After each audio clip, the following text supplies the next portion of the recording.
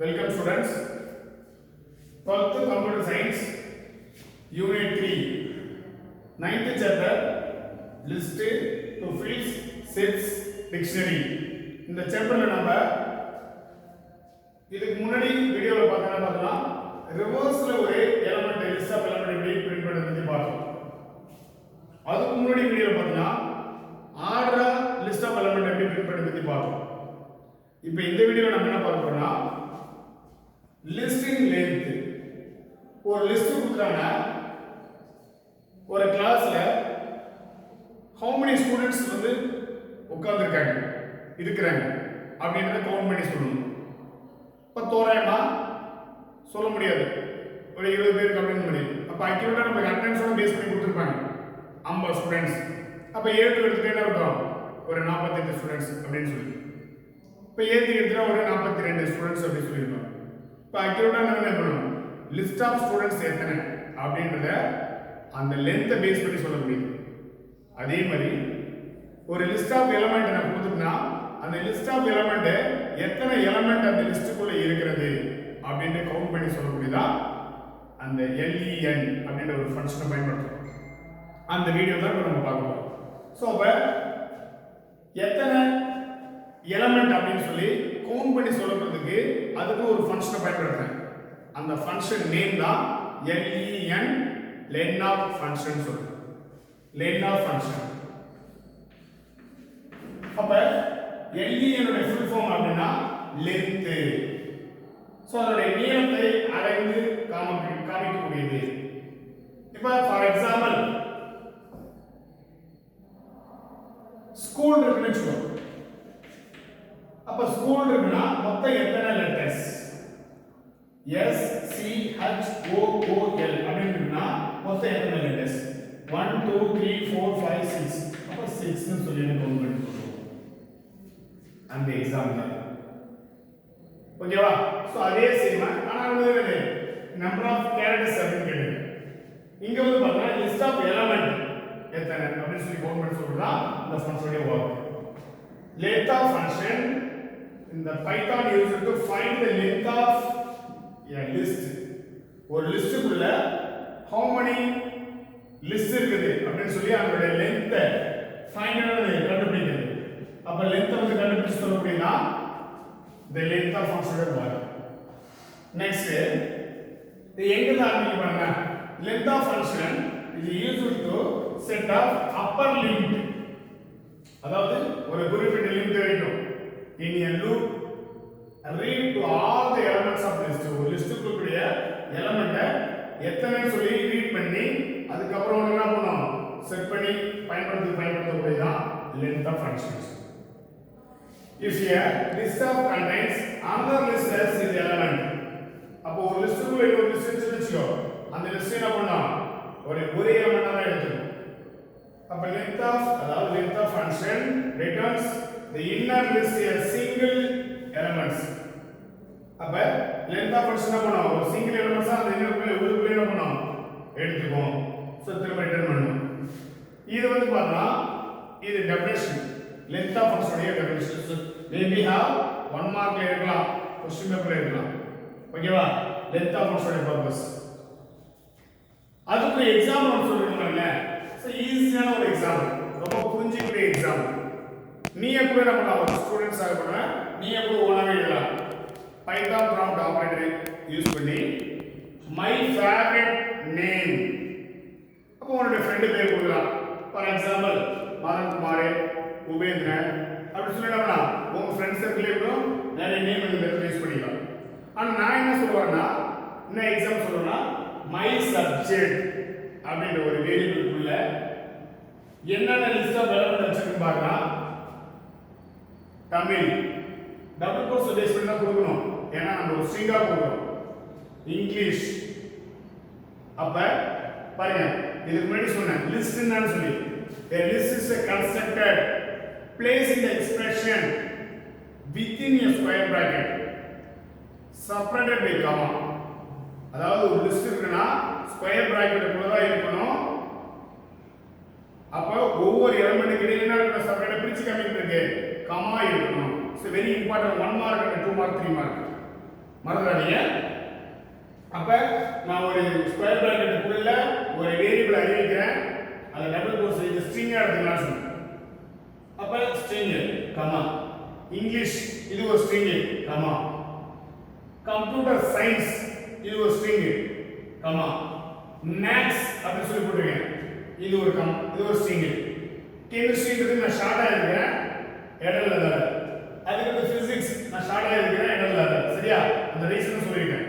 So அப்ப ஒவ்வொரு double quotes கொடுத்துட்டு இட்ஸ் ஆல்சோ ஸ்ட்ரிங். இது ஸ்கொயர் பிராக்கெட் கொடுத்துறேன். ஒவ்வொரு எலிமெண்ட் தனித்தனியா நான் பிரிச்சு காமிக்கிறேன் அந்த லிஸ்டுக்குள்ள. இப்ப இது எப்படி சார் கால்குலேட் பண்றது? மொத்தம் எத்தனை ஸ்ட்ரிங்னு சொல்லி நம்ம நார்மலா சொல்லிடுவோம். இது ஒரு ஸ்ட்ரிங், இது ஒரு ஸ்ட்ரிங், இது ஒரு ஸ்ட்ரிங், இது ஒரு ஸ்ட்ரிங், இது ஒரு ஸ்ட்ரிங் மொத்தம் என்ன? 1 2 3 4 5 6 6 சொல்லி நம்ம நார்மலா சொல்லிடுவோம். ஆனா சிஸ்டத்துக்கு எப்படி தெரியும்? அந்த சிஸ்டம் நம்ம கண்டுபிடிச்சு சொல்வதற்கு பிரிண்ட் அவுட் நம்ம காமிக்கிறதுக்கு அந்த என்ன பண்ணோம்? இங்க len அப்படின ஒரு ஃபங்க்ஷன் யூஸ் பண்றோம். அப்ப len ஒரு ஃபங்க்ஷன் உள்ள பாரந்தசிஸ் பிராக்கெட் ஓபன் பண்ணி என்ன வேரியபிள் நீ டிக்ளேர் பண்ணியோ அந்த வேரியபிள் மட்டும் யூஸ் இந்த இடத்துல என்ன பண்ற? ரைட் பண்ணி ஆட்டோமேட்டிக்கலி இன்டர்பிரேட்டர் பைதான் லாங்குவேஜ் பொறுத்தவரைக்கும் இன்டர்பிரேட்டர் ஓகேவா? C++ கம்பேர் பண்ணும்போது அது கம்பைன் அந்த இடத்துல எரர் வருதா இல்லைன்னு சொல்லி நம்ம கண்டுபிடிக்கணும். சோ இன்டர்பிரேட்டர் தான் இந்த எக்ஸிக்யூட் பண்ணுவாரு. அப்ப len of my subject அப்படின்னு போட்டுட்டா அப்ப இந்த சப்ஜெக்ட்க்குள்ள மொத்தம் எத்தனை எலிமெண்ட்னு சொல்லி ஆட்டோமேட்டிக்கா இந்த len of ஃபங்க்ஷன் கவுண்டிங் பண்ணனும் போயிடு. அப்ப இது 1 இது 0 இது 1 2 3 4 5 இது வந்து நம்ம இண்டெக்ஸ் வேல்யூ பேஸ் பண்ணி நம்ம கவுண்ட் பண்ணி சொல்றது. இப்ப ஜெனரலாவே 1 2 3 4 5 6 அப்ப நம்ம அவுட்புட் என்னன்னா 6 ன்னு சொல்லி அவுட்புட் காமிக்கும். புரிஞ்சுக்கிட்டு நினைக்கிறேன் ஸ்டூடண்ட்ஸ்?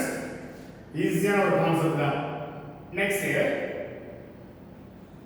ஒரு ப்ரோக்ராம் எழுதி போடுங்க. இந்த ப்ரோக்ராமோட ஒர்க் என்னன்னு கேட்டா len of ஃபங்க்ஷனை யூஸ் பண்ணி லிஸ்ட் ஆஃப் தி எலிமெண்ட் என்ன ஒரு ஃபார்முலா யூஸ் பண்ணி டிஸ்ப்ளே பண்ண சொல்றேன். அப்ப லிஸ்ட் ஆஃப் எலிமெண்ட் நான் கொடுத்துட்டேன். இந்த 1 by 1 தான் எனக்கு லிஸ்ட் ஆஃப் எலிமெண்ட் பிரிண்ட் பண்ணி காமிக்கணும்.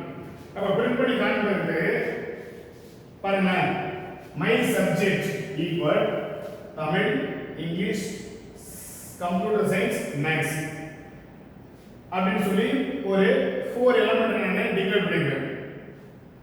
இதோட ஸ்டார்டிங் வேல்யூ பார்த்தா இது ஏன் ப்ரோக்ராம் நான் எழுதி போட்டுட்டேன்னா program to display element in a list using loop ஒரு லூப் யூஸ் பண்ணி length of ஃபங்க்ஷனை பயன்படுத்தி 1 by 1 ஆ அந்த லிஸ்ட் ஆஃப் எலிமெண்ட் வாங்கணும். இப்போ i யோட வேல்யூ 0. ஏன் அப்படினா ஆர்டரா நம்ம 1 by 1 ஆ ஒரு லிஸ்ட் ஆஃப் எலிமெண்ட் நம்ம அக்சஸ் பண்ணனா அதோட ஸ்டார்டிங் வேல்யூ 0. ரிவர்ஸ்ல நம்ம பிரிண்ட் பண்ண போறோம்னா அதோட ஸ்டார்டிங் வேல்யூ -1. இத முன்னாடியே நம்ம போன வீடியோல சொல்லி கொடுத்திருக்கேன். ஓகேவா? இப்போ i யோட வேல்யூ 0. இந்த i எடுத்து பண்ணி யாருக்கு என்ன கம்பேர் பண்ண போறேன்? அப்ப இல்லன்னோட ஃபங்க்ஷனோட வொர்க் என்ன? மொத்தம் எத்தனை லிஸ்ட் ஆஃப் எலிமெண்ட்ஸ் மொத்தம் கவுண்ட் பண்ணணும். 1 2 3 4.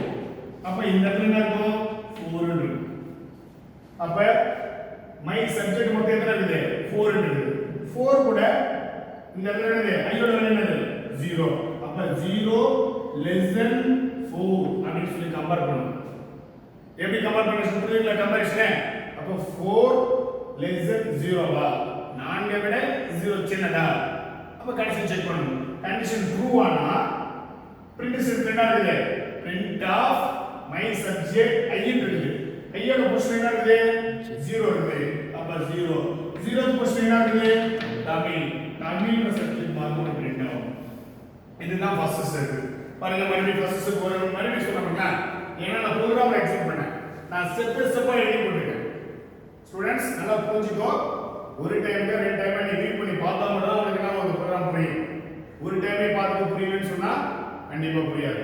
அப்ப ஸ்டெப் 1ல i யோட வேல்யூ 0 எடுத்துட்டு நான் i யோட வேல்யூ 0 வச்சிருக்கேன்.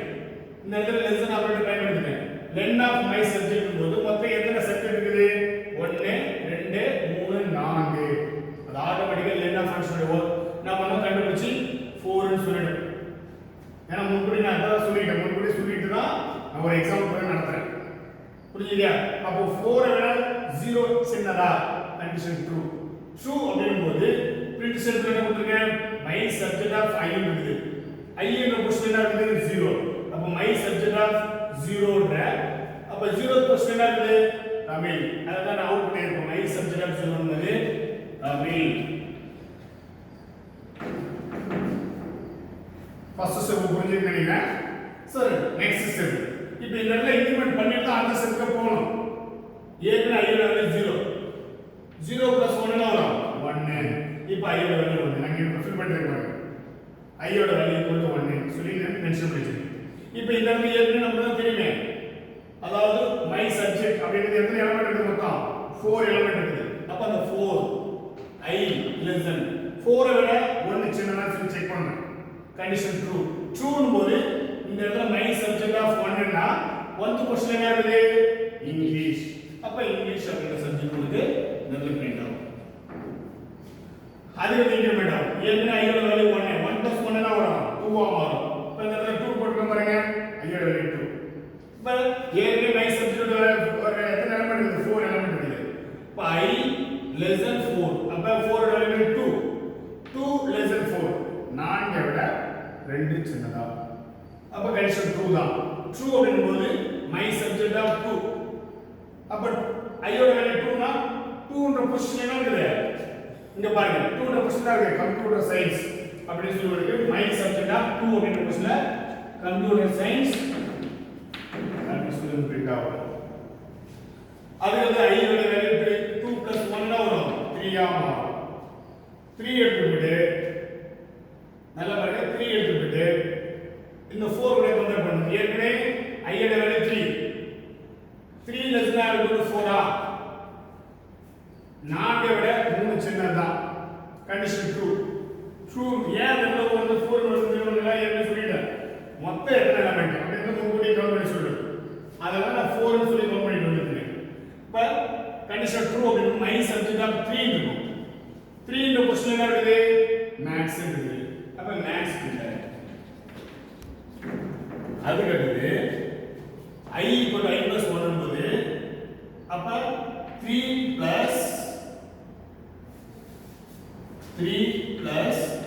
1 அப்படினா 4 இருக்குது. இப்போ இந்த 4th ஸ்டெப் என்ன ஆயிடுனா 4 less than 4 அப்படிங்கும்போது கண்டிஷன் ஃபால்ஸ். அப்ப நம்ம என்ன பண்ணலாம்? இந்த லூப் பத்தி கன்சிடர் பண்ணவே தேவை. ஆட்டோமேட்டிக்கா அது வெளியே வரும். அப்ப நமக்கு என்ன அவுட்புட் கிடைச்சது? My subject of 0th question Tamil. My subject of 1th question English. My subject of 2nd question computer science. My subject of 3rd question என்ன இருக்கு? Maths. This will be display on the result will be here. இந்த மாதிரி உங்களுக்கு இங்க எப்படி display பண்றதோ அது மாதிரி எக்ஸிக்யூட் ஆகும். So now the videos discuss the list of length அப்படின்னு சொல்லி நம்ம எப்படி கவுண்ட் பண்ணிக்கிறது பத்தி இந்த வீடியோல பார்ப்போம். Okay, thank you students. Have a doubt ஆனா நீங்க என்ன பண்ணலாம்? எஸ்எம்எஸ் பண்ணலாம். புரிஞ்சுக்கிட்டீங்கன்னு நினைக்கிறேன். புரியல என்ன பண்ணலாம்? ஒரு டைம்க்கு 2 டைம் என்ன பண்ணலாம்? வியூ பண்ணி பார்த்தா ஆட்டோமேட்டிக் புரியும். Thank you students.